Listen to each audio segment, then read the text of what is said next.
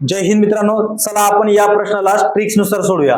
तर बघा, एक व्यक्ती 62.4 किलोमीटर प्रति तास वेगाने गाडी चालवतो, तर तो 10 मिनिटांमध्ये किती मीटर गाडी चालवेल असा आपल्याला प्रश्न आहे।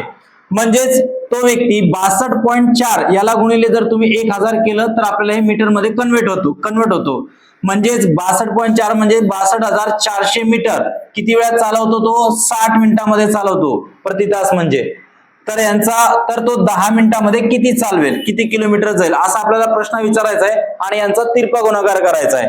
म्हणजेच काय करणार आपण, 10 गुणिले 62,400 भागिले 60 या पद्धतीने। मग शून्य गेला 6 एकी 6, इथं शून्य ठेवावं लागेल, 6 चोक 24 आणि ऍज इट इज 2 शून्य उरलेले। म्हणजेच तो 10 मिनिटांमध्ये 10,400 मीटर गाडी चालवेल। किती मीटर गाडी चालवेल? 10,400 मीटर, म्हणजे पर्याय क्रमांक 3।